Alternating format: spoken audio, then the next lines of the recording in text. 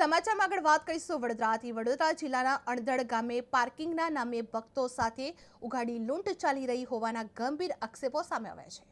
મંદિરે દર્શન કરવા આવતા ભક્તો પાસેથી ગેરકાયદેસર રીતે પાર્કિંગ ચાર્જ ઉઘરાવવામાં આવી રહ્યો છે, જે રોકડ ચૂકવણી પર 20 રૂપિયા અને ઓનલાઈન પેમેન્ટ કરશો તો 30 રૂપિયા વસૂલવામાં આવતા હોવાની ફરિયાદો મળી છે, જે પાર્કિંગ સંચાલકોની દાદાગીરીથી ખાસ કરીને મહિલા ભક્તો ભારે હેરાન પરેશાન બની ગયા હતા। જે આ સમગ્ર મામલે એક જાગૃત નાગરિકે વિડીયો બનાવી સોશિયલ મીડિયા પર વાયરલ કરતા આ ગેરવસૂલતાની પોલ ખુલ્લી પડી હતી અને આરોપ છે કે જમીન માલિકે કોઈ પણ પરવાનગી વિના પાર્કિંગ સ્ટેન્ડ શરૂ કરી દીધું છે અને ગ્રામ પંચાયત કે વહીવટી તંત્રને કોઈ ટેક્સ ચૂકવતો નથી અને વધુમાં ગ્રામ પંચાયત દ્વારા પણ આ સમગ્ર મામલે આંખ આડા કાન કરવામાં આવી રહ્યા હોવાના પણ સવાલો ઉઠવા પામી રહ્યા છે। જે અણધડ ગામે પાર્કિંગના નામે ઉઘાડી લૂંટ થઈ રહી છે, જે મંદિરે આવતા ભક્તો પાસેથી ગેરકાયદે વસૂલાત કરવામાં આવી રહી છે, જે રોકડ 20 રૂપિયા અને ઓનલાઈન 30 રૂપિયા વસૂલાઈ રહ્યા છે, જે પાર્કિંગ સંચાલકોની દાદાગીરીથી ભક્તો હેરાન થઈ ગયા છે અને ગ્રામ પંચાયતની મૌન ભૂમિકા સામે સવાલો ઉઠવા પામી રહ્યા છે।